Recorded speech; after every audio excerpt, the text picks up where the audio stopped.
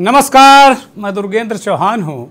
उत्तर प्रदेश नगर निकाय चुनाव के आखिरी चरण के प्रचार का शोर आज थम गया पूरी तरीके से। अब जहाँ चारों तरफ लगातार पहला चरण 4 मई को संपन्न हुआ और दूसरा चरण 11 मई को वोट डाले जाएंगे। जहाँ एक तरफ प्रत्याशियों ने अंतिम चरण के आखिरी घंटे में जमकर अपनी ताकत लगाई, पसीना बहाया, तो सियासी दलों के नेताओं और ख़ास तौर पर मुख्यमंत्री योगी आदित्यनाथ और अखिलेश यादव ने भी एक दूसरे पर तीर छोड़े, बाण चलाए और कई बार तो अखिलेश यादव का जो रोड शो था वो भारतीय जनता पार्टी के कार्यकर्ताओं या उसके जुलूस से भी आमने सामने टकराया। ये वाकया कानपुर में हुआ और इसके बाद दोनों तरफ से सियासी नारेबाजी भी हुई। योगी आदित्यनाथ भी कानपुर में थे और उन्होंने अपने तरीके से, तो आज दूसरे चरण के अंतिम दिन का जो केंद्र बिंदु था सत्ता पक्ष और मुख्य विपक्षी दल का, वो उत्तर प्रदेश का जो केंद्र बिंदु है कानपुर, वही रहा। नेताओं ने अपने रोड शो और जनसभाओं, छोटे छोटे नुक्कड़ सभाओं के जरिए ताकत झोंकी और आज सबसे ज़्यादा वाहन जुलूस निकले प्रत्याशियों के हवा बनाने के लिए। 13 मई को नतीजे बताएंगे कि वास्तव में किस तरीके से जो लोकल सरकार है, लोगों ने अपनी सरकार किन मुद्दों पर चुनी है। योगी आदित्यनाथ ने पहले चरण में भी धुआंधार सभाएं की थी और दूसरे चरण में भी उन्होंने धुआंधार सभाएं की। वो लगातार एक बात पूरे चुनाव अभियान के दौरान ये कहते नजर आए कि अगर भारतीय जनता पार्टी का उम्मीदवार जीतेगा तो पैसे की कोई कमी नहीं होने देंगे विकास कार्यों में। एक भरोसा वो दिलाते रहे। मुद्दे इस चुनाव में भी पहले चरण में कुछ ज़्यादा ही था, माफिया, दंगा, गुंडागर्दी, ये बातें, इसके दमन के नाम पर बीजेपी ने वोट मांगे हैं, क्योंकि बीजेपी की नगर निकायों पर सत्ता का तकरीबन 30 साल से बीजेपी नगर निकायों की सत्ता पर काबिज हो, खासतौर पर नगर निगमों में। भरी दोपहरी आज टेम्परेचर भी काफ़ी था। भरी दोपहरी कानपुर और रसूलाबाद की सड़कों पर अखिलेश यादव ने मतदाताओं से वोट मांगे और रोड शो किया। वहीं योगी आदित्यनाथ ने कानपुर के दक्षिणी क्षेत्र में एक जनसभा करके ऐलान किया कि अगर नगर निकाय चुनाव में उनके प्रत्याशी नगर निगमों में जीतेंगे तो वो नगरों का कायाकल्प जो कर रहे हैं उसकी रफ्तार और बढ़ेगी और लोगों का एक तरीके से वो कल्याण, उनकी जो व्यवस्था है नगर निगमों में उनकी सरकार रहेगी तो वो एक अलग तरीके से चीज़ों को करेंगे और वो टेस्टेड हैं, पहले से ट्राइड एंड टेस्टेड हैं। उन्हें कुछ किसी प्रकार का प्रमाण देने की ज़रूरत नहीं है। लेकिन सबसे अहम बात है कि इस पूरे चुनाव के दरमियान ये कहा जा सकता है कि भारतीय जनता पार्टी ने अपने वही मुद्दे केंद्र में रखे जो विधानसभा चुनाव में थे और शायद वही मुद्दे जो लोकसभा चुनाव में 2024 में होने वाले हैं वही रखा है। क्या ये रणनीति है या बीजेपी इन्हीं मुद्दों के इर्द गिर्द सारे चुनाव लड़ना चाहती है? ये बड़ा सवाल है और वास्तव में आज हम मंथन में पूछेंगे, जानने की कोशिश करेंगे कि उत्तर प्रदेश का जो दो चरणों में जो निकाय चुनाव संपन्न होने जा रहा है, 11 मई को ये संपन्न हो जाएगा और प्रचार आज खत्म हो गया दूसरे चरण का भी, तो वास्तव में किन मुद्दे पर ये चुनाव लड़ा गया, कौन कौन से मुद्दे वो प्रभावी रहे, ये हम मंथन में जानने की कोशिश करेंगे। लेकिन एक बहुत आशंका भी है कि जिस तरीके से दलों ने इस पूरे चुनाव में अपनी ताकत लगाई है, उससे ये कहा जा सकता है कि जो सिविल सोसाइटी के लोग जीत कर आते थे, जो किसी दल के लोग नहीं होते थे, निर्दलीय जीत कर आते थे, अच्छे भले लोग होते थे, क्या उनके अब नगर निगमों या नगर पालिकाओं में पहुंचने का रास्ता क्या अवरुद्ध हो गया है? एक बड़ा सवाल आज मंथन में।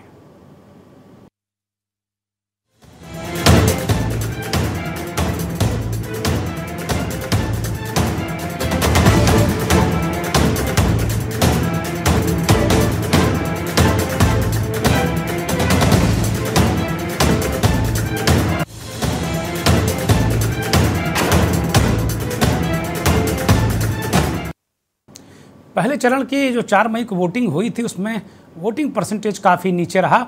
ये चिंता का विषय है उन लोगों के लिए भी जो वोटिंग इंक्रीज करने की बातें करते हैं, चुनाव आयोग के लिए भी चिंता का विषय है। लेकिन निकाय के चुनाव में मुझे कहीं कोई आयोग की तरफ से कोई अपील करता कि वोट डालिए, अपने वोट का प्रयोग करिए, दिखा नहीं। मतलब ये एक तरीके से ये कहा जाए कि ये जो आयोग है, आयोग मुक्त चुनाव मुझे दिखा। मैं कई जगह घूमा, देखा मुझे, लेकिन कहीं आयोग की कुछ भी इस तरह की चीज़ें, कहीं मतदाताओं को प्रमोट करने वाली या कहीं कोई कार्रवाई करने वाली चीज़ें दिखी नहीं कि भाई आचार संहिता का कहाँ उल्लंघन, कोई चर्चा ही नहीं हुई। और इसके चलते सियासी दलों को जो कम वोटिंग हुई थी, सियासी दलों के माथे पर बल पड़ गया। इसके बाद दूसरे चरण में धुआंधार तरीके से अखिलेश यादव भी पहले चरण में नहीं उतना सक्रिय नजर आए थे, मैदान में नहीं उतरे थे, लेकिन उन्होंने दूसरे चरण में धुआंधार प्रचार किया और खूब जुबानी तीर एक दूसरे पर छोड़े, माहौल को एक तरीके से गरमाने की कोशिश की है। अब तमाम सारी जगह उत्तर प्रदेश में अगर भारतीय जनता पार्टी की बात करें तो उसने अपने जो मेयर प्रत्याशी थे उनमें के 3 को छोड़कर बाकी का, उनके 14 मेयर पिछली बार थे, लेकिन उन्होंने 3 को छोड़कर उन्होंने बाकी का टिकट काट दिया। सारे नए चेहरे यानी एंटी इनकम्बेंसी को प्रो इनकम्बेंसी बदलने की कोशिश भारतीय जनता पार्टी ने की। इसके बाद भी जो सबसे ज़्यादा बवाल, हंगामे, टिकट कटने के बाद विद्रोही खड़े होने की खबरें भारतीय जनता पार्टी के अंदर से आई। हालांकि ये खबरें मीडिया में सुर्खियां नहीं बनी, लेकिन रोज़ इनके अध्यक्ष भूपेंद्र चौधरी, उत्तर प्रदेश के भारतीय जनता पार्टी के अध्यक्ष, रोज नामचे की तरह रोज वो एक लिस्ट अनुशासनहीन कार्यकर्ताओं, नेताओं को बाहर करने के लिए पूरे चुनाव भर जारी करते रहे। इस बीच दूसरे दलों के नेताओं को भी वो पार्टी में लाकर अपना प्रत्याशी बनाने के क्रम में भी बहुत तेजी रही। तो कुल मिला के भारतीय जनता पार्टी ने खूब प्रत्याशियों का आयात भी किया, अपने जो लोग थे उनके टिकट भी काटे, और इसके चलते भयानक रूप से विद्रोही पार्टी में भारतीय जनता पार्टी के जो अधिकृत प्रत्याशी हैं उनके विरोध में विद्रोही प्रत्याशी खड़े हैं। हालांकि ये केवल अकेले भारतीय जनता पार्टी में नहीं, समाजवादी पार्टी में भी खूब होहल्ला मचा था और उनके भी विद्रोही मैदान में हैं। बहुत सारे आरोप समाजवादी पार्टी के नेताओं ने पैसे लेकर टिकट बांटने के भी आरोप लगाए और लखनऊ तक दस्तक दी और हंगामा किया। लेकिन ये छोटे चुनाव के एक तरीके से जो के बड़े नेता हैं उन्होंने इसको एक तरीके से बड़ा कर दिया। छोटा चुनाव इसलिए कह रहे हैं कि ये एक आम आदमी के जीवन से जुड़ा चुनाव है और नाली, सड़क, खड़ंजा, गली, इसमें अपना जो सीधे डायरेक्ट जनप्रतिनिधि आम जनता के पकड़ में होता है। पार्षद, सभासद, नगर पालिका का अध्यक्ष जनता के पकड़ में होता है। मेयर तो खैर आजकल थोड़ा सा एरिस्टोक्रेट होने लगे, जनता से कम ही मिलते हैं, लेकिन कम से कम पार्षद जरूर मिल जाता है। दूसरे चरण में अगर देखें तो 37 जिलों में पहले चरण में हुआ था, दूसरे चरण में 38 जिलों में मतदान होना है। 7 मेयर की सीटें हैं, वहाँ पर भी वोट पड़ेंगे और बड़े पैमाने पर एक तरीके से व्यवस्थाएं चुनाव की गई हैं। प्रदेश के 9 मंडलों में ये दूसरे चरण का चुनाव होना है। जैसा मैंने बताया 38 जिले हैं, मेरठ, बरेली, अलीगढ़, कानपुर, चित्रकूट, अयोध्या, बस्ती, आजमगढ़, मिर्जापुर ये मंडल हैं जहां दूसरा चरण होना है 11 मई को। 2024 के लोकसभा चुनाव भी होने हैं। ऐसे में एक तरीके से जो राजनीतिक दल हैं अपनी इलेक्शन मशीनरी को एक तरीके से जांच परख रहे हैं, देख रहे हैं, ऑयलिंग ग्रीसिंग कर रहे हैं कि वास्तव में हमारी मशीनरी कितनी सक्रिय है। 7 नगर निगम है और इसके अलावा नगर निगम के जो बहुत सारे 7 नगर निगमों के 590 वार्डों पर भी सभासदों का, पार्षदों का चुनाव होना है। 95 नगर पालिका के अध्यक्ष हैं, उनका चुनाव होना है और उनके 2551 सदस्य हैं। पालिका परिषद वार्ड के करीब 268 प्रत्याशी हैं और नगर पंचायत एवं जो उनके सदस्य हैं वो बड़ी संख्या में चुने जाने हैं। तो मतदाता अपने मताधिकार का प्रयोग करेंगे, लेकिन सबसे अहम बात यह है कि ये जो चुनाव है ये वास्तव में आम आदमी यानी शहरी और जो कस्बाई क्षेत्र है, अर्बन, सेमी अर्बन, उस एरिया का चुनाव है और आम आदमी से सीधा इसका सरोकार है। ग्राफिक्स के जरिए आपको हम बहुत सारी चीज़ें दिखा रहे हैं, लगातार आप देखते रहिए कहाँ कहाँ चुनाव होना है, क्या नहीं है, क्या गुणागणित है, ये सारी चीज़ें हैं। एक महत्वपूर्ण बात यह है कि जो नगर पालिका और नगर पंचायतों में बड़े शहरों की बात, जहां नगर निगम है वहां तो 1-2 स्थानों पर विपक्ष ठीक ठाक लड़ाई लड़ रहा है। समाजवादी पार्टी 3-4 शहरों में अच्छा चुनाव लड़ रही है, लेकिन जो नगर पालिका और नगर परिषद के चुनाव हैं वहाँ पर समाजवादी पार्टी, जो खबर है हमारे पास, कि बहुत मजबूती के साथ में वहाँ चुनाव लड़ रही है और भारतीय जनता पार्टी को काफ़ी मुश्किलें भी वहाँ आ रही हैं। यही वजह थी कि मुख्यमंत्री ने लगातार एक क्षण वो बैठे नहीं हैं। आज दोनों नेता कानपुर में थे। मुख्यमंत्री ने किस अंदाज में ये कैंपेन किया, इस कैंपेन को का समापन किया, वो सुनिए। उसके बाद अखिलेश यादव को सुनिए। ये नया उत्तर प्रदेश है। इस नए उत्तर प्रदेश को उसकी पहचान दिलाने के लिए आज जो कार्यक्रम हुए हैं, आज उत्तर प्रदेश में नो कर्फ्यू नो दंगा, यूपी में है सब दंगा। आज कर्फ्यू नाम की कोई बात सुनते हैं आप लोग? आज कोई दंगा होता है? आप भाइयों बहनों, दंगा और कर्फ्यू नहीं, कोई उपद्रव नहीं। आज जो उत्सव हो रहे उत्सव, कहीं दीपोत्सव, कहीं दीपावली का उत्सव, कहीं रंगोत्सव, ये सभी हमारी पहचान बन रहे हैं। हर जिले में उत्सव किए जा रहे हैं। हर जनपद का, हर नगर का महोत्सव ये उसी उत्सव के प्रतीक है। और इसीलिए उत्तर प्रदेश में अब उपद्रव नहीं, उत्तर प्रदेश में अब उत्सव का माहौल है। विकास की एक प्रक्रिया को आगे बढ़ाने का कार्य हो रहा है। ये बीजेपी की भाषा है। एक महिला को इस तरह कहना, ये बीजेपी की भाषा है, मुख्यमंत्री की भाषा है। और ये नफरत से चुनाव जीतना चाहते हैं, समाज को बांट के चुनाव लड़ रहे हैं। आपको बजरंग दल को बैन करने की बात कही थी। अरे भाई क्या बातें कर रहे हो? बजरंग बली को कौन बैन कर लेगा?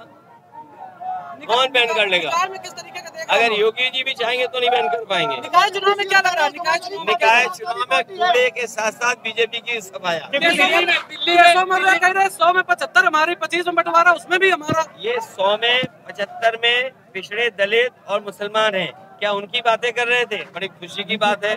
अगर 75 से ज्यादा पिछड़े दलित और मुसलमान भाइयों को हक दिलाना चाहते हैं तो केशव जी को तो योगी जी को हटा करके मुख्यमंत्री बना देना चाहिए। दिल्ली में रेसलर के सपोर्ट में राकेश टिकैत आ गए, क्या आप भी जाएंगे? मुझे उम्मीद है कि ये बीजेपी की सरकार और दिल्ली और लखनऊ जो बेटी बचाओ का नारा देते थे, जांच कर करके न्याय दिलाएंगे। मुख्यमंत्री कह रहे हैं कि उपद्रव नहीं, दीपोत्सव, उत्सव का माहौल है। वो कह रहे हैं कि नए उत्तर प्रदेश को आप देखिए, नो कर्फ्यू नो दंगा, सब चंगा। दीपोत्सव पहचान है। ये मुख्यमंत्री नगर निकाय चुनाव में, जनसभाओं में लगातार ये कहते रहे और आज फाइनल टच उन्होंने कानपुर में दिया। अखिलेश यादव कह रहे हैं कि ये नफरत से चुनाव जीतना चाहते हैं। इस तरह की बातें वो कह रहे हैं। बजरंग बली, धर्म को जो राजनीति में मिला रहे हैं और नफरत फैलाकर चुनाव जीतना चाहते हैं। 75 बनाम 25 जो कह रहे हैं, 75 में पिछड़ा दलित और मुसलमान है। केशव मौर्य को क्यों मुख्यमंत्री नहीं बना देती भाजपा योगी आदित्यनाथ को हटाकर? तो कुल मिलाकर एक धर्म की पिच है और दूसरी जाति की पिच। ये जो चुनाव है सिविल सोसाइटी का, ये भी इससे अछूता नहीं। भारतीय जनता पार्टी वही मुद्दे इस चुनाव में लेकर भी रही। कहीं भी किसी स्मार्ट सिटी का जिक्र नहीं हुआ, किसी नेता ने कोई जिक्र नहीं किया। आम जो चीज़ें हैं जिनसे नगर निकायों का मतलब, उसका कोई जिक्र कहीं आया नहीं है। या तो जाति है या धर्म है। वास्तव में अगर इसको अगर बेस माना जाए तो कुल मिलाकर निकाय चुनाव भी अब उसी तरह दिख रहे हैं कि इनके जो मुद्दे हैं, परसेप्शन है, इनके जरिए लोकसभा चुनाव तक यही परसेप्शन बनाने की ज़रूरत है कि उत्तर प्रदेश में दंगा नहीं, कर्फ्यू नहीं और विपक्ष जो है वो दंगाई है, अपराधी है। ये एक नैरेटिव सेट करने की पूरी तैयारी और कोशिश भी है और काफ़ी हद तक बीजेपी के नेता इसी के इर्द गिर्द केंद्रित भी रहते हैं। मेहमानों का पैनल जुड़ चुका है हमारे साथ। रफत फातिमा हमारे साथ कांग्रेस की वरिष्ठ नेता प्रवक्ता जुड़ी हुई हैं। रफत जी बहुत स्वागत, बहुत धन्यवाद। मनीष सिंह समाजवादी पार्टी के वरिष्ठ नेता प्रवक्ता हमारे साथ जुड़े हैं। मनीष जी बहुत स्वागत, बहुत दिनों के बाद मनीष जी आज इस कार्यक्रम में आए हैं। एक बार पुनः स्वागत आपका। उत्तर प्रदेश और देश की राजनीति और सामाजिक ताने बाने को बहुत अच्छी तरीके से समझने वाले हमारे वरिष्ठ साथी, वरिष्ठ पत्रकार, राजनीतिक विश्लेषक सुशील दुबे जी हमारे साथ जुड़े हैं। बहुत स्वागत सुशील जी, बहुत आभार, बहुत धन्यवाद। और सदाबहार पत्रकार नवेद सिको साहब हमारे साथ जुड़े हैं। बहुत स्वागत, बहुत धन्यवाद सिको साहब। आपकी तीखी टिप्पणियाँ अक्सर हम लोग सोशल मीडिया पर और मेन स्ट्रीम में सुनते रहते हैं, हमारे दर्शक भी सुनते रहते हैं। बहुत आभार, बहुत धन्यवाद। और कांग्रेस के नेता अजय चौधरी साहब हमारे साथ, माफ़ कीजिएगा, अजय चौधरी साहब बहुत ही वरिष्ठ पत्रकार हैं, मेरठ से हमारे साथ जुड़े हैं। अजय जी बहुत स्वागत, बहुत धन्यवाद। आज इस पैनल में पत्रकारों की बहुतायत हमने इसलिए रखी है कि जब हमने भाजपा के प्रवक्ता और नेता को भी बुलाया था, लेकिन पता नहीं क्यों आजकल वो बीजेपी के लोग कन्नी काटते हैं। मैं समझ नहीं पा रहा हूँ क्यों। अगर ब्रजभूषण पे बात करो, बात नहीं करेंगे। निकाय चुनाव में उसमें भी बात नहीं करेंगे, पता नहीं क्यों। मैं तो रोज़ आमंत्रित करता हूँ, प्रार्थना करता हूँ कोई आइए अपनी बात भी रखिए, ताकि कल ये ना कहें कि साहब ये चैनल एजेंडा सेट कर रहा है, ये हमें मौका नहीं देता। मैं तो रोज़ अनुरोध करता हूँ, और जब कोई उस तरह नहीं आता है तो मैं आदरपूर्वक उसका नाम लेकर उसका धन्यवाद भी करता हूँ कि ठीक है, कोई बात नहीं, हम बुलाएं, आप ना आए, कोई बात नहीं। आते हैं बीच बीच में लोग, लेकिन कभी कभी जब मुद्दे, वो कहते हैं मुद्दे हमारे नीति रीति के अनुसार होंगे तभी हम आएंगे। अब रीति नीति हर पार्टी की होती है, पत्रकारों की भी अपनी रीति नीति होने लगी है। मैं चूँकि इस मंथन की शुरुआत मैं अजय चौधरी साहब से करूँगा, चूँकि जो पश्चिमी उत्तर प्रदेश है वहाँ पर काफ़ी तगड़ा मुकाबला ऐसा सुनने को मिल रहा है। नगर पालिका और नगर पंचायतों में, नगर निगमों तो भारतीय जनता पार्टी हरदम भारी रही है, और सारे लोग ये मानकर चलते हैं कि भारी ही है, अभी भी भारी है। पता नहीं क्या स्थिति है, कितनी तैयारी, कौन भारी। अजय जी, मुद्दे योगी आदित्यनाथ, नो दंगा नो कर्फ्यू, सब चंगा, उपद्रव नहीं उत्सव, दीपोत्सव, पूरा कैंपेन बीजेपी का दोनों चरणों में इसी के इर्द गिर्द रहा। जो विधानसभा, जो आगे लोकसभा में होने वाला है, वही कैंपेन है, वही हिंदुत्व की पिच है, वही माफिया है। काम अच्छा किया है, इसमें कहीं कोई संदेह नहीं, लेकिन पिच वही है। और अखिलेश यादव कह रहे हैं कि भाई केशव मौर्य को क्यों मुख्यमंत्री नहीं बना देते, वो अपना जाति पे अटके हुए हैं। नगर निकाय के मुद्दे मुझे कम ही नजर आ रहे हैं। चौधरी साहब।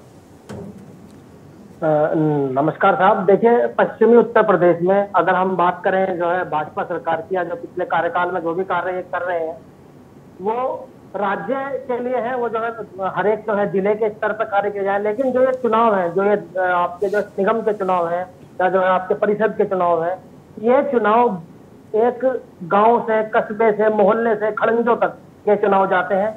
और इन चुनाव में अभी तक जो है, जो सबसे ज्यादा जो समस्याएं पश्चिम उत्तर प्रदेश में आ रही है, एनसीआर में आने के बावजूद भी जो है वहां पर सबसे बड़ा जो वहां पे समस्या है, साफ सफाई की समस्या सबसे ज्यादा है, जो लोगों में जो आज तक, जो अभी तक भी यहाँ पर नहीं हो पाया है।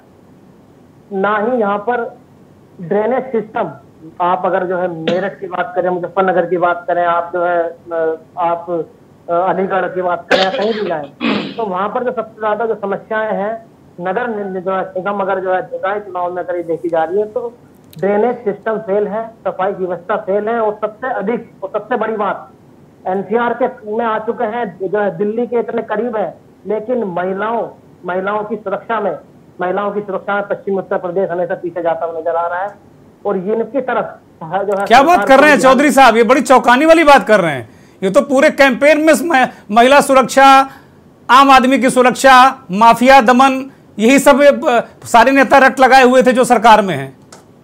छोटे छोटे कस्बों में, गलियों में आज भी जो है हादसे और इस तरह की जो है हरकतें जो है होती रहती हैं। और आए दिन जो है पश्चिम उत्तर प्रदेश में आप तो कहीं भी देख लीजिए, महिला सुरक्षा सबसे बड़ा मुद्दा बना हुआ है, सफाई की व्यवस्था। अच्छा, ये बताइए, क्या नगर निकाय के चुनाव में इस तरह के मुद्दे बनने चाहिए? दीपोत्सव, दंगा, कर्फ्यू, माफिया दमन या सुरक्षा, ये क्या इस पे वोट पड़ना चाहिए क्या? मैं जानना चाहता हूं केवल। देखिए, नगर निगम के चुनाव सिर्फ वहां पर जो लोग रह रहे हैं, जो स्थायी रूप से लोग रह रहे हैं, उनको अच्छी सड़कें मिले, उनको पानी जो है स्वच्छ मिले, उनको प्राथमिक जो है चिकित्सा सुविधा उनको मिले। अगर आप जाकर देखें जो है पीएचसी के हाल, जो है पीएचसी के हाल देखें, स्वास्थ्य जो है सुविधाएं अभी तक जो सुचारू नहीं है, सड़कें सुचारू नहीं है, पेयजल की समस्या है, साफ सफाई की समस्या है, स्ट्रीट लाइट की समस्या है। तो ये सब जो है मतलब इस तरफ की समस्याएं पर तो ध्यान दे देना चाहिए। सब ये दीपोत्सव और ये माफिया राज ये आप करिए, आप जो है आप अपने लखनऊ में जो है राज्य में करिए, वहां पर आप जो है बढ़िया बढ़िया न्यूज दिखाइए, बढ़िया अपना जो है प्रचार प्रसार करिए। लेकिन अगर जो है जमीनी मुद्दे और जमीनी स्तर की बात की जाए तो ये मुद्दे जो मैंने कहे, ये मुद्दे सबसे अहम मुद्दे हैं नगर निगम निकाय चुनाव। ठीक बात है, ठीक बात है। मैं सुशील जी के पास जाऊंगा। सुशील जी, दोनों जो नगर निकाय का चुनाव का एक तरीके से जो प्रचार का तो आज खत्म हो गया और 11 मई को दूसरा चरण भी खत्म हो जाएगा। एक तरीके से नगर निकाय की सरकार 13 मई को सामने आ जाएगी कि क्या स्थिति, क्या परिस्थिति। पूरे जो कैंपेन है उसको आप किस दृष्टि से देखते हैं? चौहान साहब, मैं आपका आभारी हूं। किसी माध्यम से हुक्म आया था आपका तो मैंने कहा जरूर हाजिर होऊंगा। नहीं, मैं निवेदन करता हूं, मैं सिर्फ निवेदन करता हूं जी। और पैनल में लगभग सभी अपने परिचित हैं, अपने साथी हैं। चौहान साहब, मैं आपकी बात पे आऊंगा। बड़ा अच्छा, आपने बहुत अच्छा जो इससे पहले आपने विवरण दिया, बहुत मजेदार विवरण दिया। चौहान साहब, शायद आपको नहीं मालूम होगा, किसी को भी नहीं मालूम है, मैं 89 में उस समय चुनाव करीब 32 साल बाद हुए थे उत्तर प्रदेश में विधानसभा सभासदी के। तब एक वार्ड में 2 सभासद होते थे और मेयर सभासदों से चुना जाता था। मैं 89 अगस्त 89 में उगता सूरज से लखनऊ के राजेंद्र नगर वार्ड से सभासद बन गया था जी। उस समय मात्र लाइट, जल संस्थान, कूड़ा और झाड़ू से मैंने चुनाव जीत लिया था उस जमाने में, 89 में जी। तब से कितना पानी निकल गया, कितना गुजर गया, बहुत कुछ हम भी। मैं आपको बताऊं, रंगोत्सव नहीं है, कूड़ा उत्सव है। लखनऊ में ही सबसे बड़ा कूड़े का पहाड़ उत्तर प्रदेश का लगभग यहाँ खड़ा है। यहीं पर ये पीछे कौन सा गांव है, उसमें इको ग्रीन ने लगा रखा है, सैकड़ों करोड़ रुपया लेने के बाद भी। अरे वो नाम भल रहे, यही एक तो धैला गांव के पास और एक और इधर है मोहान रोड के पास जी। ठीक। ये अतिक्रमण उत्सव है लखनऊ में जी। लखनऊ में आप सिंगल नहीं निकल सकते कई सड़कों पर, सिंगल कार तो छोड़ दीजिए। और फिर ये बताइए, अभी जय श्री राम करके तो हम जीते हैं चुनाव ना, अभी पिछली बार तो जीते, अभी 6 महीने तो हुए ना जी। नो दंगा नो चंगा पे तो अभी हम जीते हैं। ये जो विधायक बने, काहे में बने हैं? ये अल्लाह अकबर और जय श्री राम पे तो बने हैं जी, मोदी और योगी के नाम पे तो बने हैं। तो ये जो मामूली चुनाव जो भी आपने कहा, ये शुद्ध रूप से लोकल बॉडी के एमएलसी भी होते हैं चौहान साहब जी। ये शुद्ध रूप से गली मोहल्ले का चुनाव है। आपका असेसमेंट सही है कि नहीं सही है, बाबू आपको पी तो नहीं रहा है, आपका जन्म मृत्यु प्रमाण पत्र ढंग से बन रहा है, मिल रहा है कि नहीं मिल रहा है, आपकी नली गली नाली मोहल्ले की खड़ंजे, सीसी रोड, सीमेंट ठीक है कि नहीं ठीक है। जो जल संस्थान अभी तक ये तय नहीं कर पाए लोग कि महापालिका कूड़ा उठाए कि जो सोक पिट होता है, सोक पिट जहां से पानी नीचे जाता है जी, वो जल, आप आश्चर्य करेंगे चौहान साहब, वो जल संस्थान का होता है और कूड़ा नगर निगम का होता है। इस पे ये नहीं तय कर पाए। मैं बिल्कुल आश्चर्य नहीं करूंगा, मैं बहुत दिनों तक नगर निगम का रिपोर्टर रहा हूं, मैं जानता हूं इस चीज को, मैं बिल्कुल आश्चर्य नहीं करूंगा। मैं इसीलिए आपके अनुभव जानना चाह रहा था। बहुत अच्छी बातें आप बता रहे हैं, बताइए। सभासदी में चौहान साहब जी, कोई बिजली मंत्री नहीं होगा, कोई नगर विकास मंत्री नहीं होगा जी, कोई ट्रांसपोर्ट मिनिस्टर नहीं होगा। इस चौहान से मात्र काउंसलर बनेगा, पार्षद बनेगा। और कितने शर्म की बात है, कितने शर्म की बात है चुनाव आयोग के लिए, लोकल एडमिनिस्ट्रेशन के लिए और योगी सरकार के लिए कि हम 36% लखनऊ के वोट पर 34% पे हम बड़ा गर्व कर रहे हैं। 50+% की आबादी, 50 लाख, 70 लाख, 18 लाख की वोटिंग, और हम मात्र 34% पे मेयर चुनेंगे अपना। हजारों पे हमारा मेयर होगा। हम बड़ा गर्व करें कि नगर प्रमुख नंबर 1 महिला मेयर की। हम कहां खड़े हैं?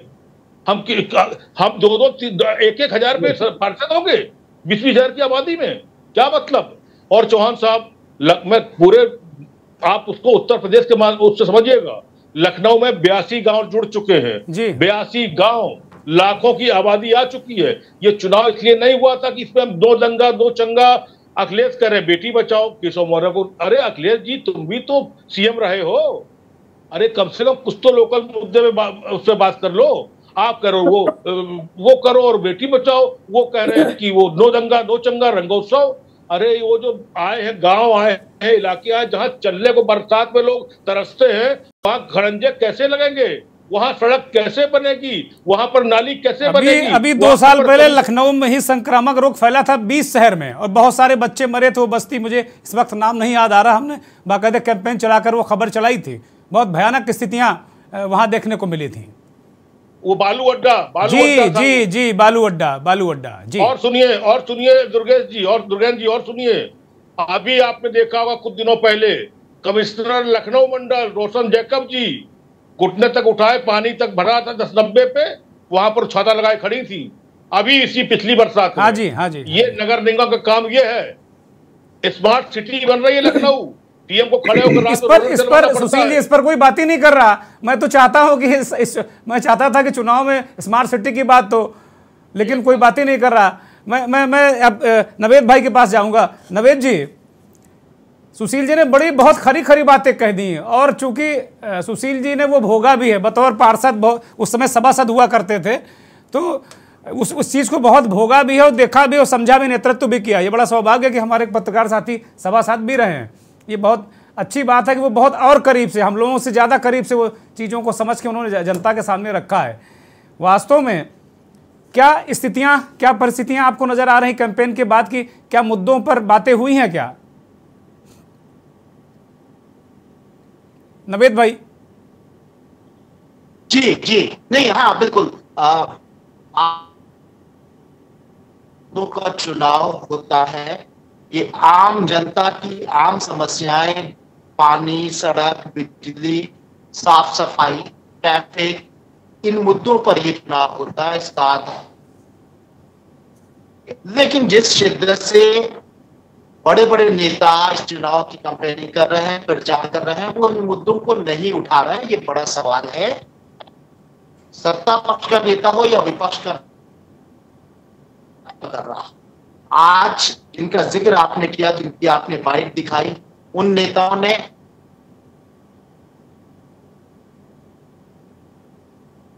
मुझे लगता है कि नवेद भाई का नेटवर्क कुछ प्रॉब्लम में है। मैं एक ब्रेक ले रहा हूं और ब्रेक के बाद अगर उनका नेटवर्क ठीक हो जाएगा तो उनसे बात करेंगे, नहीं तो पॉलिटिकल मेहमानों के पास जाएंगे। नवेद सिक्कू साहब हमारे साथ फिर से जुड़ गए हैं। मैं सीधे उन्हीं के पास चलूंगा, क्योंकि ब्रेक से पहले उनकी बात कंप्लीट नहीं हो पाई थी। वो शुरू कर रहे थे, तभी कुछ व्यवधान आ गया था। नवेद भाई, आप अपनी बात को कंप्लीट करिए। जी बिल्कुल, हम लोग ये कह रहे थे कि ये स्थानीय मुद्दों का चुनाव है और जो प्रचार कर रहे हैं, जो इस चुनाव की एक फिजा बना रहे हैं, उनको भी ये पता है, जो हमें पता है, हमारे जैसे आम इंसानों को पता है, इस चुनाव में स्थानीय मुद्दों की बात होना चाहिए। जो समस्याएं हैं, लोग नाली की है, खड़ंजे की है, पानी की है, बिजली की है, ट्रैफिक की है, ये बातें होना चाहिए, उन्हें पता है, लेकिन वो इसकी बात इसलिए नहीं कर रहे हैं। हालांकि मैं सत्तारूढ़ पार्टी की अगर बात करें, योगी जी की बात करें, उन्होंने क्या काम किया, और बात किसी हद तक सही भी है कि पानी की हम लोग को याद है, बचपन में लंबी लंबी सड़क पे लाइनें लगा, डिब्बे और पार्टी रखी, पानी की कोई समस्या कम हुई है, इस बात पे कोई सच है, ये बात बिल्कुल सच है। और भले वो गंदा पानी चलाया, भाजपा ने साफ सफाई की तरफ कोशिश की, कम से कम मैं ये नहीं कह रहा हूं सफाई है, कूड़े के ढेर है, लेकिन इस दिशा में चुनाव को ना ले जाने का नेता जानते हैं कि जनता खास मुद्दों के ऊपर वोट देती ही नहीं है। पिछले कई चुनाव अगर आप देखिए उत्तर प्रदेश में, तो हर चुनाव, चाहे उपचुनाव हो, चाहे लोकसभा चुनाव हो, चाहे विधानसभा चुनाव हो, चाहे ये दिशा में जाता है और उसको कहते हैं दुर्भाग्यपूर्ण ध्रुवीकरण। तो हिंदू मुस्लिम का माहौल बनाने के लिए सीधे रूप से तो कोई नहीं आता है, बड़े से बड़े राजनेता, उसको लॉ एंड ऑर्डर से जोड़ा जाता है। लॉ एंड ऑर्डर तो अच्छा होना चाहिए और जनता का विश्वास भी होना चाहिए। माफियाओं को सबक सिखाया है तो बिल्कुल विश्वास होना चाहिए, लेकिन लॉ एंड ऑर्डर को पॉलिशिंग की जाती है और उसको हिंदू मुस्लिम से एक धारणा बनाई गई जिसमें यह कहा गया कि एक समुदाय, एक वर्ग दूसरे वर्ग की बहु बेटियों का दुश्मन है, एक वर्ग दूसरे वर्ग के लोगों को मार देना चाहता है। ये परसेप्शन जो बनाया गया, उससे लॉ एंड ऑर्डर को जोड़ा जाता है। हो गए होंगे ना, ये जो टोन होती है, ये जो लहजा होता है, ठीक ये बात। चुनाव को उस दिशा में ले जाया जाता है जहां पर छोटे छोटे लेकिन बहुत महत्वपूर्ण मुद्दे रौंद दिए जाते हैं और चुनाव को ठीक बात है। उस जहरी हवा की तरफ ले जाया जाता है जहां बिना परफॉर्मेंस के कोई पार्टी जीत जाती है और कोई हार जाती है। ठीक बात है, ठीक बात। मैं रफत के पास जाऊंगा। रफत जी, आपकी पार्टी, जाहिर सी बात है, बहुत बड़ी पार्टी, सबसे पुरानी पार्टी है, चुनाव लड़ रही है उत्तर प्रदेश में। किन मुद्दों पर आप लोग चुनाव लड़ रहे हैं? क्योंकि आपके तो कोई बड़े नेता आए भी नहीं, सारे लोग कर्नाटक में ही लगे रहे, और जाहिर सी बात है वो आन बान शान स्वाभिमान का चुनाव हो गया है। तो नगर निगम में तो आप लोगों ने बहुत राष्ट्रीय नेताओं या जो अन्य जो बड़े नेता आपके आते थे, वो कहीं उनकी सभाएं वभाएं हुई नहीं। और जिस तरीके से समाजवादी पार्टी ने दूसरे चरण में जोर लगाया, योगी जी लगातार, उनके सारे, योगी जी के दोनों लेफ्टिनेंट, बीजेपी पेस बैटरी उनकी लगी हुई थी। क्या मुद्दे थे और कहाँ कांग्रेस खड़ी है इस चुनाव में? चौहान जी, आप अगर सही इसको गौर करिए, इस चुनाव पर जिस तरीके से बीजेपी के बड़े बड़े नेता जिस तरीके से चुनाव में कूद पड़े और इसको जिस तरीके से पोलराइजेशन इसका कर रहे हैं, मेन मुद्दों पे ना रह के नगर निकाय चुनाव आम जनता की आम समस्याओं से जुड़ा एक मुद्दा है जी। जो रोजमर्रा से जो हम समस्याओं से जूझते हैं उससे जुड़ा ये मुद्दा है। लेकिन उससे हट के अगर आप जिस तरीके के अलग मुद्दे से अगर डाइवर्ट कर रहे हैं जनता को, तो जाहिर है इसका असर आपने देखा कि वोट परसेंटेज पे पड़ा हमारी, क्योंकि जनता के अंदर कहीं ना कहीं निराशा है, क्योंकि भाजपा की जन विरोधी नीतियों के तहत ही ये नजारा देखा गया कि यहाँ लखनऊ का जो चुनाव परसेंटेज था, खासकर शहरी इलाकों में वोट परसेंटेज कितना कम हुआ है, क्योंकि लोगों के अंदर कहीं ना कहीं निराशा की स्थिति है, वो वोट डालने ही नहीं निकले। दूसरी ओर वोटर लिस्ट में नाम ना होना, जिस विषयों पर फोकस करना चाहिए चुनाव आयोग को, सरकार को, उसमें वोटर लिस्ट में हमने खुद जाके देखा अपने पोलिंग बूथ पर, वहां पे हमारा ही नाम नहीं था। वहां पे जो है लोगों का जो है मतलब बूढ़ी बूढ़ी बुजुर्ग औरतें आई थी, उनके अंदर कहीं ना कहीं चुनाव मत देने का एक वो था जज्बा, वो वहां पहुंची थी, लेकिन वहां पे उनके वोटर लिस्ट में नाम पूरे सिरे से गए। ये बड़ी समस्या है, ये बड़ी समस्या है, बहुत इफेक्ट करता है जी। ज्यादा लोग इन चीजों को लेके वापस लौटे जा रहे थे। दूसरी ओर समस्याएं ऐसी जो हमारी रोजमर्रा की जिंदगी से जुड़ी है, उसको उठाया नहीं जा रहा है। मुद्दे आप क्या ला रहे हैं? आप उत्सव मना रहे हैं, लेकिन महिलाओं की सुरक्षा नहीं कर पा रहे। आप तो काउंटर क्यों नहीं किया रफत जी? कांग्रेस ने काउंटर क्यों नहीं किया? काउंटर क्यों नहीं किया? कांग्रेस ने कहा, कांग्रेस ने क्यों स्मार्ट सिटी की पोल नहीं खोली? अभी दुबे जी बता रहे थे कि कूड़े का ढेर लग गया दिल्ली में, कूड़े का ढेर बता के केजरीवाल सत्ता में आ गए नगर निगम की, और आप कांग्रेस और सब लोग मिलकर नहीं यहाँ कूड़े का कुछ कर पा रहे हैं। मेरी बात पूरी होने दीजिए।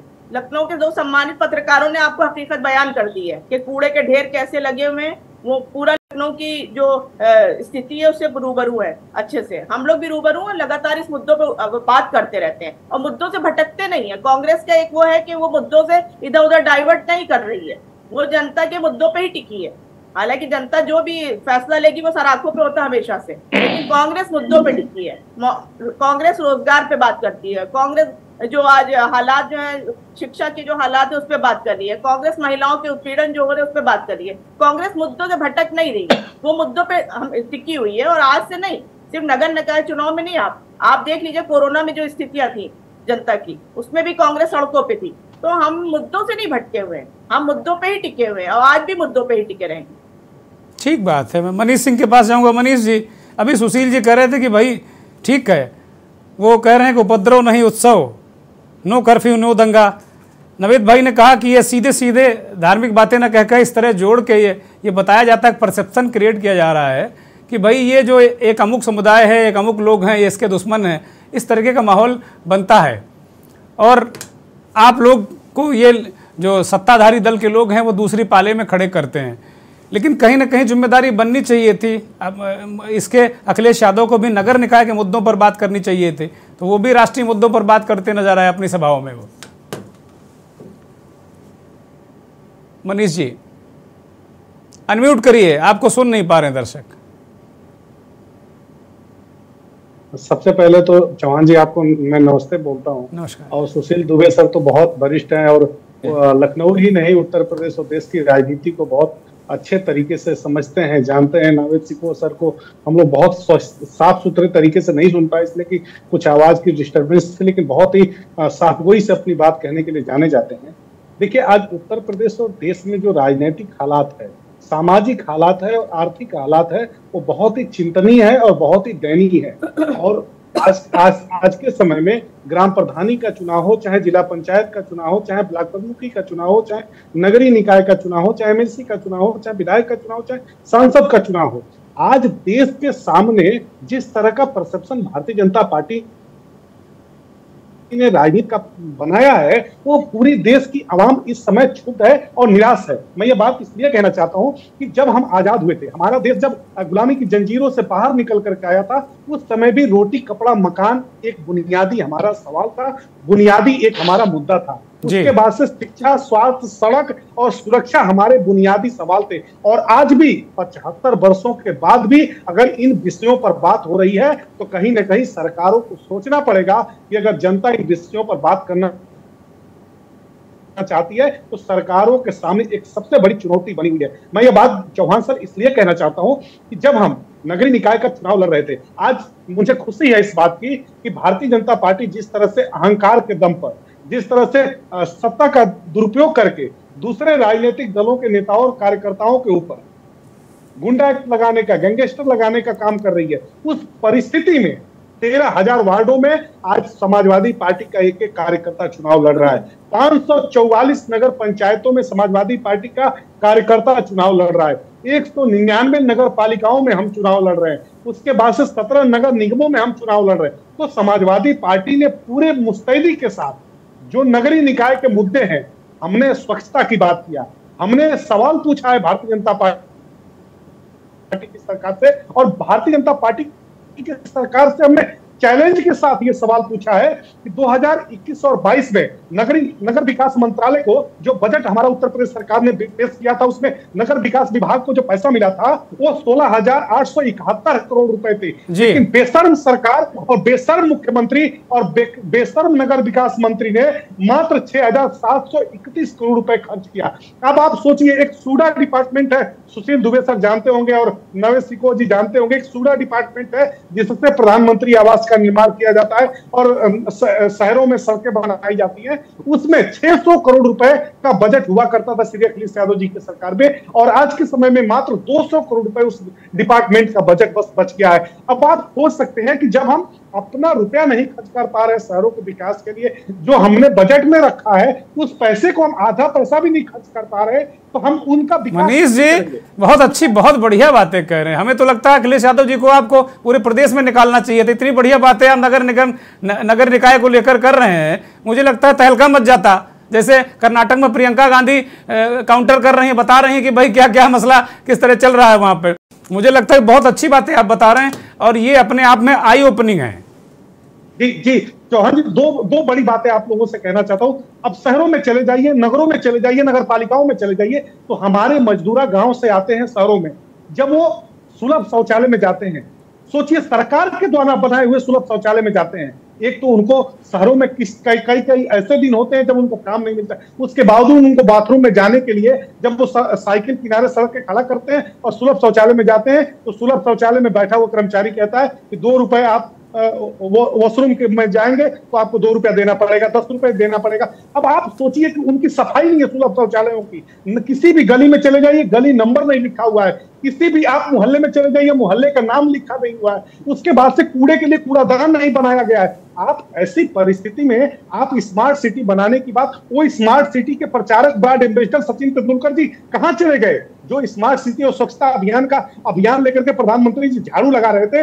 अमिताभ बच्चन जी थे, सचिन तेंदुलकर जी थे, महेंद्र सिंह धोनी थे, बहुत बड़े बड़े नायकों को भारत के उतारा गया था स्मार्ट सिटी के प्रचार प्रसार के लिए, स्वच्छता अभियान के लिए। वो उन महापुरुषों ने एक बार भी सवाल नहीं पूछा भारत की सरकार से कि आपने हमें ब्रांड एम्बेसडर बनाया था, लेकिन शहरों की हालत जस की तस बनी हुई। और सिर्फ बात लखनऊ की नहीं है, चुनाव आयोग जब सत्ता के अधीन, जो एक बहुत ही एक ऐसी संस्था है चुनाव आयोग जिसको हम ईमानदारी से कहते हैं कि यह स्वतंत्र संस्था है, सीबीआई स्वतंत्र संस्था है। चुनाव आयोग आज की परिस्थिति में सत्ता का चरण बंधन करने लगा है, सत्ता कहती है कि इस तारीख को चुनाव आयोग अपना डेट डिक्लेयर करेगा, तो चुनाव आयोग डेट डिक्लेयर करता है। इस परिस्थिति में सत्ता ये कहता है कि पूर्वी यूपी से आप प्रचार शुरू करेंगे, तब कहता है कि हम पूर्वी यूपी से चुनाव कराएंगे।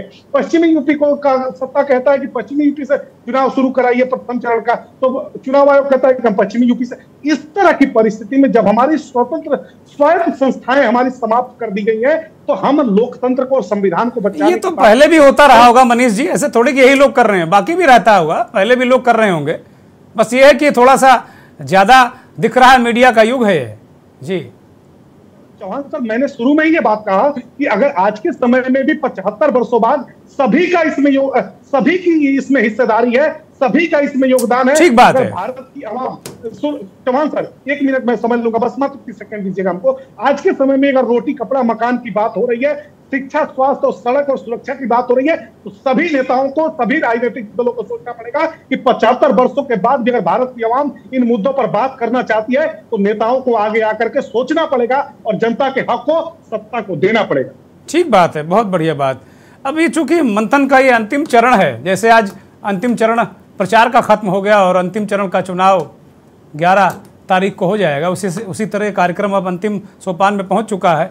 और मैं फिर पश्चिम से ही शुरू करूंगा इस अंतिम चरण को, अजय चौधरी के पास जाऊंगा और ये समझने की कोशिश करूंगा कि अब चूंकि जो दर्शक हैं हमारे, उनका जो इंटरेस्ट है, उनकी जो रुचि ये होती है कि कौन कहाँ क्या लड़ रहा है, किसने किसको पटका, ये मुद्दे, ये सारी चीज़ें करे क्या नीरस बात कर रहे हैं। सबका अपना अपना माइंड सेट रहता है कि भाई किसको कहाँ क्या है, किसी को चंगा दंगा ये वाला अच्छा लगता है, किसी को लगता है कि यार हमारी जाति की बात कर रहे हैं, शहर की बात, गली की बात, बजट, सूडा डूडा, ये अब राजनीतिक दलों को समझाना पड़ेगा, इसको सरल भाषा में समझाना पड़ेगा जनता को कि भाई ये कुछ होता है जो तुम्हारे लिए सड़क बनाता है, एक डिपार्टमेंट है, उसका नाम भी है। मुझे लगता है कि नए सिरे से एक कैंपेन इस बात का पूरे 5 साल जो दल हैं उनको चलाना चाहिए, चाहे सत्ताधारी दल भी अगर उसमें शामिल हो जाओ तो बहुत अच्छी बात, जिसकी भी सरकार आए आगे नगर निगमों में, और जिसकी सरकार उत्तर प्रदेश में है या केंद्र में है, एक आम आदमी को पता होना चाहिए कि आपके नगर निकायों के अधिकार क्या हैं। नगर निकाय वाले MLC साहब चुनाव लड़के पता नहीं कहाँ चले जाते हैं। मुझे लगता है नगर निकाय के अलावा सारे काम वो करते हैं, नगर निकाय का काम वो करते ही नहीं, जहाँ तक मैं जानता हूँ। अजय जी, क्या स्थिति है, मुकाबले की क्या स्थिति है, कांग्रेस कहाँ पर है, बहुजन समाज पार्टी क्या खेल कर रही है, समाजवादी पार्टी कहीं कुछ लड़ पा रही कि नहीं लड़ पा रही, RLD की क्या स्थिति है, जरा इसको बताइए। पश्चिमी उत्तर प्रदेश में, पश्चिमी उत्तर प्रदेश में जो है बीजेपी और जो है सपा, इन्हीं में जो है टक्कर दिखाई दे रही है। बसपा, RLD और जो भी है ये सब जो है काफी पीछे दिखाई दे रहे हैं। मैं जो है खुद एक जो है पत्रकार भी हूँ, अपने समाचार पत्र के लिए भी जो है मैं जाता भी हूँ, जो है मोहल्लों में जाता हूँ, गलियों में जाता हूँ, गाँव में जाता हूँ, शहरों में भी जाता हूँ, और सभी आसपास के जो है अपने जो पत्रकार जो है मित्रों से बात भी करता हूँ। तो अभी तक जो दिखाई दे रहा है पश्चिमी उत्तर प्रदेश में बीजेपी आगे जाती हुई दिखाई दे रही है, सपा भी उनको जो है नेक्स्ट टू नेक्स्ट जो है टक्कर दे रही है। अभी कल ही जो है मेरठ में अखिलेश यादव जी की रैली थी, और अखिलेश यादव जी की रैली, आपको मैं बताना चाहूंगा, अखिलेश यादव जी की रैली सिर्फ मुस्लिम बहुल्य इलाकों में ही सिमट के रह गई और वहां से फिर वो निकल गए। मात्र 20 मिनट में मुस्लिम बहुल्य इलाकों में रैली रहकर अखिलेश जी निकल गए। राष्ट्रीय मुद्दों पर बात कर रहे हैं, आम जो मुद्दे हैं, जो एक नागरिक के जो एक बिल्कुल जमीनी स्तर के जो लोग हैं उनके जो मुद्दों की कोई बात नहीं। एक और सवाल है अजय चौधरी, बहुजन समाज पार्टी ने बहुत सारे मुस्लिम कैंडिडेट उतार दिए हैं, 11 कैंडिडेट हैं 17 नगर निगमों में, मुसलमान चारों तरफ उतार दिए हैं। इसकी कोई खास वजह नजर आ रही, कोई ये असर डाल पा रहे हैं समाजवादी पार्टी का वोट, क्या ये लोग काट पा रहे हैं? देखिए, मुस्लिम प्रत्याशी जो है बसपा ने काफी बनाए हैं, मेरठ में भी बनाए हैं और अभी कई आसपास के जो है जिलों में भी बनाए हैं, लेकिन ये जो है जो मुस्लिम है ये सिर्फ और सिर्फ जो है सपा की वोट काट रहे हैं। ये जो है बीजेपी को कोई नुकसान नहीं पहुंचा रहे हैं। बीजेपी को कहाँ नुकसान पहुंचाएंगे? इसका मतलब है कि जो समाजवादी पार्टी कहते हैं वो अपने काम में लगे हुए हैं। पार्टी को, सपा को ही नुकसान पहुंचा रहे हैं। और सपा, अच्छा, कांग्रेस की कुछ हाल खबर बताइए। हमारी बहन रफत जी मुस्कुरा रही हैं कि कोई अच्छी खबर बतावें आप। कांग्रेस के लिए कोई खबर बताइए कि उत्तर प्रदेश का चैप्टर बंद कर दे कांग्रेस, क्या करे, क्या सलाह देते हैं आप? मैं तो पश्चिमी उत्तर प्रदेश में दुर्गेश जी कांग्रेस की स्थिति बिल्कुल भी सही नहीं, और आप पिछला कोई भी चुनाव उठाकर देख सकते हैं। इस बार भी कांग्रेस के प्रत्याशी हो, कांग्रेस के कोई जिला अध्यक्ष हो, कांग्रेस के कोई और अंडल मंडल कमंडल जो भी अध्यक्ष हो, वो सभी जो है अंदर बैठे हैं। उन्होंने कोई अभी तक जो है कोई इतनी एक एक्टिव जो एक रैली होती है और एक जो एक उत्साहित जो रैली होती है, उत्साहित जो, चलिए हर पार्टी का बुरा दौर होता है। कांग्रेस संघर्ष के दौर से गुजर रही है। रफत जी कुछ कहना चाह रहे हैं, बोलिए, फिर मैं सुशील जी के पास जाऊंगा। रफत जी अनम्यूट करिए,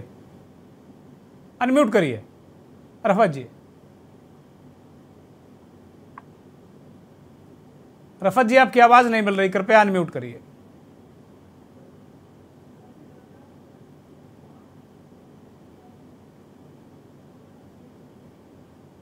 हेलो, हाँ बोलिए रफत जी। जी चौहान जी, हमने कहा पहले से कोई वो नहीं बनाना चाहिए। परिणाम अभी 13 को आ रहे हैं और कांग्रेस बाखूबी अब प्रदर्शन कर रही है हर जगह, तो इसलिए हमें लग रहा है 13 का वेट करना चाहिए। नहीं, हमने कोई प्रदर्शन नहीं बनाया, हमारे लिए सारे दल बराबर हैं और कांग्रेस बहुत सबसे पुरानी पार्टी है। तो मैं उम्मीद करता हूं, मेरी शुभकामनाएं हैं कि उत्तर प्रदेश में बढ़िया, 13 को आपको खुशखबरी जरूर मिलेगी, मुझे ऐसा लगता है। अब उत्तर प्रदेश से मिलती कहीं और से मिलती है वो पता नहीं, लेकिन 13 को खुशखबरी आपको मिलेगी। एक्सेप्ट करती है और सराखों पे होता है जनता का फैसला। ठीक बात है। मैं सुशील जी के पास जाऊंगा। सुशील जी, पूरे उत्तर प्रदेश का जरा दर्शकों को एक बार बता दीजिए कि कहाँ क्या स्थिति है। क्या भारतीय जनता पार्टी बहुत आगे, अभी प्रचार जो खत्म हुआ है, क्योंकि अभी तो वोट नहीं पड़ा है, हम कोई फैसला नहीं दे सकते। मनीष जी, मैं आ रहा हूं आपके पास। जो प्रचार को देखकर लगता है, हम लोग तो पत्रकार लोग, जब हम लोग पत्रकारिता शुरू किए थे 88-89 में, तो ये कहा जाता था कि आप ऐसे किसी को नहीं लिख देंगे कि ये आगे पीछे। कहा जाता था कि प्रचार में आगे प्रतीत हो रहे हैं, दिख रहे हैं। हमारे जो उस्ताद लोग थे ये बताया करते थे कि ऐसे लिखा करो, ऐसे नहीं लिखा जाएगा कि नहीं। जो आजकल पत्रकार डंके की चोट पर जिताने लगते हैं, हराने लगते हैं, तुरंत कोर्ट लगा देते हैं, फैसला दे देते हैं, फांसी पर चढ़ा देते हैं, ऐसा नहीं करते थे। सुशील जी भी सहमति व्यक्त कर रहे हैं, चूंकि बहुत ही वरिष्ठ पत्रकार हैं। तो हम लोग प्रचार देखकर कहा करते थे कि प्रचार को देखकर तो ऐसा लगता है कि ये दल थोड़ा आगे दिख रहा है, थोड़ा पीछे दिख रहा है, लेकिन बहुत संकोच के साथ में। तो क्या स्थिति, क्या परिस्थिति नजर आ रही, जरा पूरे उत्तर प्रदेश को जरा रीजन वाइज जल्दी से बता दीजिए। बहुत अच्छी बात कही आपने चौहान साहब, बहुत गुरु सिखाते थे, तभी आज आप एडिटर इन चीफ हो। खैर, मैं एक बात बता दूं मनीष की बात पर, अगर केरला फाइल्स टैक्स फ्री हो सकती है, अगर कश्मीर फाइल्स टैक्स फ्री हो सकती है, तो मैं के न्यूज से, देश के चैनल से मांग करूंगा कि सुलभ शौचालय को भी टैक्स फ्री कर दें। ये 5 रुपए 10 रुपए वो भी टैक्स फ्री करें। बड़ी बात है, बड़ी बात है, बिल्कुल बड़ी बात, बहुत बड़ी बात कही आपने। अच्छा, दूसरी बात, जो ये योगी जी बोल रहे हो, जो अखिलेश जी बोल रहे हैं, देखिए इसमें दिमाग क्या बिगड़ता है। हम लोग सभासद बनने के बाद 10 साल तक सभासद ही रहे, सेवक रहे। अब जितने लोग जीतेंगे बड़ी पार्टियों से, ये विधायक बन जाएंगे तुरंत। इनका औरा जो है विधायक वाला हो जाएगा, ये सेवक नहीं रह जाएंगे। ये सब कहेंगे अगला विधायक मैं उस क्षेत्र का।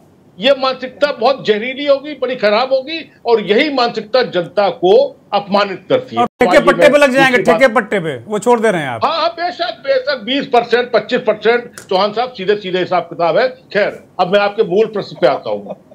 चुनाव पूरा चुनाव बीजेपी और सपा पे है और कहीं कुछ नहीं है। एक चुनाव 12 फीट 15 फीट ऊंची दीवार के अंदर बंद है 11 मुसलमानों के साथ, वो बिल्कुल चैन की नींद सो रहा चुनाव माल एवेन्यू में। एक हमारी यहाँ पर बहन बैठी है, बड़ी प्रिय बहन है, हमारा इनका वो है। मैं इनसे एक निवेदन करूंगा कि ये जो अपने प्रियंका गांधी को बोल दें कि जो 5 अध्यक्षों में से 3 अध्यक्ष जो इनके बीएसपी मूल के हैं, उनको हटा के ओरिजिनल अध्यक्ष इन्हीं को ओरिजिनल बना दे। लखनऊ में 72 टिकट बटे 110 के अगेंस्ट में, दोनों सरहद छोड़ के भाग गए हैं, और वहां पर बताया जा रहा कि ये नहीं वो नहीं। कांग्रेस सोचनी स्थिति में है। 1% एक सीट पर प्रदेश में, जिसने सालों राज किया है। ये लोग पता नहीं कहां शुतुरमुर्ग तरीके से उसमें डाले बैठे हैं, उसमें रेत में। शिवरी का प्लांट मैं भूल रहा हूं। सपा भाजपा का चुनाव है, बीजेपी अपर हैंड है, जबरदस्त अपर हैंड है, कहीं कोई मुकाबला नहीं है। अब आइए, हालांकि रफत जी कह नहीं पाएंगी, मैं कह रहा हूं कि के न्यूज बड़ा प्लेटफॉर्म है। अब मैं आ रहा हूं शिवरी के प्लेटफॉर्म, मैं शिवरी की बात कर रहा था।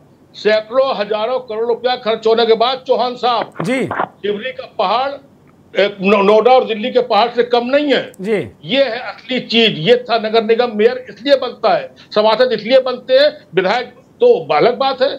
लेकिन मैं दूसरी पार्टी की बात कर रहा हूं, जो बड़ी पार्टियां हैं। आपने अभी बिल्कुल अच्छी बात कही कि केजरीवाल कूड़ा कूड़ा चिल्ला चिल्ला के दूसरी बार पीएम हो गया, और यहाँ हमारे कांग्रेस के लोग 5 अध्यक्ष हैं, 3 मूल वाजपेयी है, नकुल दुबे, नसीमुद्दीन और असली वो खबरवाल, क्या खबरी नाम नहीं पता है, खाबरी जी ब्रजलाल खाबरी जी। अब देखिए ये स्थिति है। अब उस कांग्रेस से आप उम्मीद करेंगे अजय चौधरी बिल्कुल सही करे। बरेली में पूरे टिकट नहीं दिए, बरेली में पूरे सभासद टिकट नहीं दिए।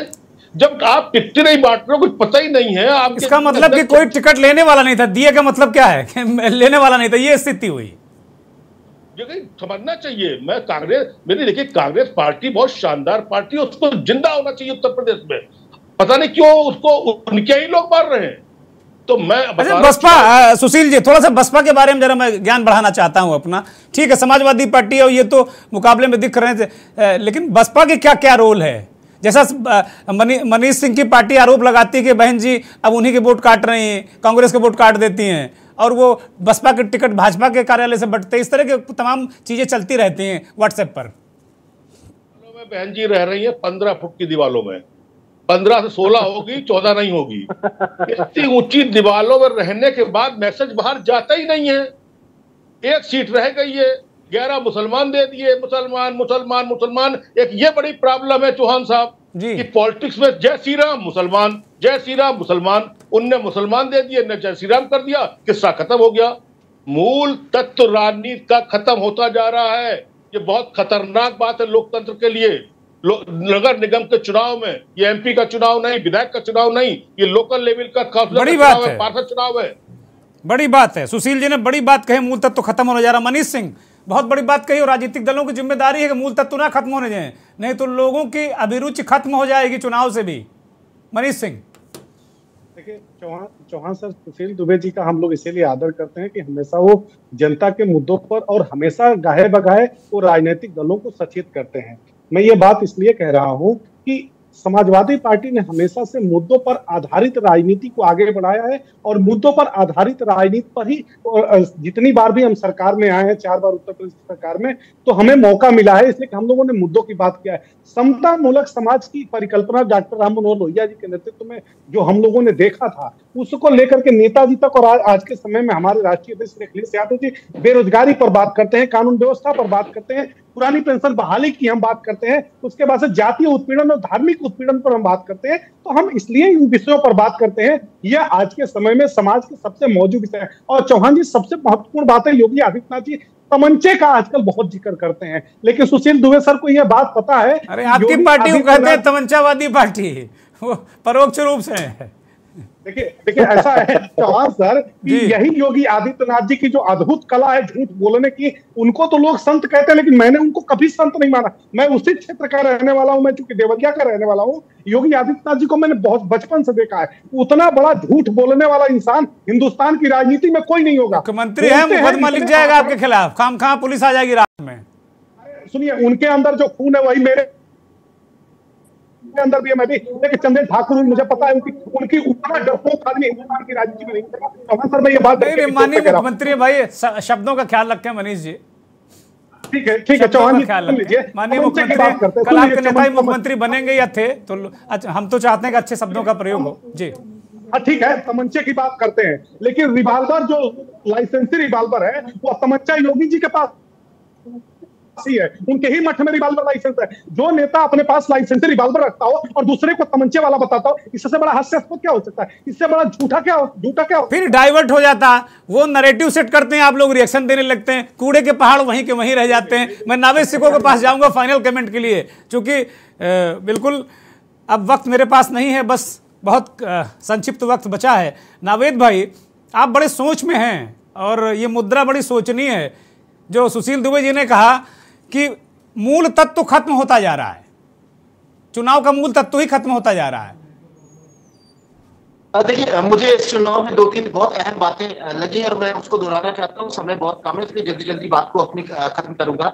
एक तो ये चीज के जो विधानसभा चुनाव नहीं है, इस चुनाव में मुझे लगा कि भारतीय जनता पार्टी और समाजवादी पार्टी की सीधी टक्कर जैसी स्थिति मुझे नहीं लग रही, क्योंकि मैंने इस चुनाव को जो करीब से देखा है तो मैंने देखा है कि जिस तरीके से कांग्रेस और बसपा ऐसा नहीं है। सहारनपुर, मुरादाबाद जैसी सीटों में कांग्रेस और बसपा अलग अलग सीटों पे लड़ाई में नजर आए हैं। इसलिए ये भी बात तय है कि जो एंटी बीजेपी समाजवादी को देंगे, कहीं पर उसको बसपा का प्रत्याशी नजर आ गया तो कहीं पर कांग्रेस का। एक तो ये चीज। दूसरी अहम बात जो है जिस पे चर्चा नहीं हुई, आमतौर से ये होता है कि परीक्षा में जो बच्चा बिल्कुल पढ़ाई में कमजोर होता है वो उसको ज्यादा पढ़ाई करनी होता है, जिससे साल भर पढ़ा वो कम भी पढ़ता है तब भी बहुत अच्छा पास हो जाता है। यहाँ उल्टा हुआ। वो आगे भारतीय जनता पार्टी जिसका जनाधार है, जिसकी सरकार है, जिसके पास बड़े बड़े नेता है, जिसके पास कार्यकर्ता है, जिसके पास संगठन है, वो सब होने के बाद तुमने जनसभाएं की और जिसके पास कुछ नहीं है, सपा बसपा कांग्रेस की, उसकी भी बात कीजिए सपा की। सपा ने उतनी, अखिलेश यादव जो बड़े नेता है और आम आदमी पार्टी का तो आप जिक्र ही नहीं कर रहे हैं, इसका मतलब वो जिक्र लायक भी नहीं बची उत्तर प्रदेश में। हो गई। मायावती जी ने ट्वीट पर भी कोई निकाय चुनाव के बारे में कुछ अपनी बातें नहीं रखी। यानी जो कमजोर बच्चे थे उन्होंने पढ़ा ही नहीं और पढ़ते रहे।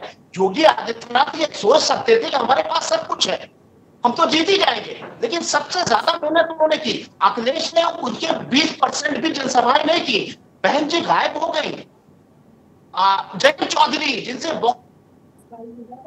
मजबूत सहारा है, उन्होंने कोई भी कुछ भी नहीं किया। तो जहां पर इतनी वीकनेस थी, प्रियंका जी के घर में ताला पड़ा हुआ, जो बात हम लोग कह रहे थे वो आ जाएंगी और वो घर में रहेंगी और यूपी को संभालेंगी, उन्होंने कर्नाटक में है। कर्नाटक महत्वपूर्ण है भाई, यूपी तो हारा हुआ ही है, कर्नाटक महत्वपूर्ण है। विपक्षियों का पलायन देखिए, भागने का एक बहाना होता है, चाहे बहन जी हो चाहे अखिलेश यादव हो। इसको कहते हैं कि आदित्यनाथ की ताकत को देख के पलायन करना। निकाय चुनाव जो क्षेत्रीय पार्टी के लिए इंपॉर्टेंट होता। ठीक है नवेद भाई, ठीक है। अब बहुत महत्वपूर्ण बात नवेद भाई ने कही है। अब चूंकि वक्त बिल्कुल इजाजत नहीं दे रहा है, सभी मेहमानों का बहुत शुक्रिया। रफत फातिमा आपका भी शुक्रिया, मनीष सिंह आपका शुक्रिया, सुशील जी बहुत बहुत धन्यवाद आपका, अजय चौधरी बहुत धन्यवाद, नवेद सिको साहब बहुत धन्यवाद, और बहुत बहुत धन्यवाद, आभार उन करोड़ों दर्शकों का जो के न्यूज़ को देखते हैं, हमारे इस खास कार्यक्रम मंथन को देखते हैं।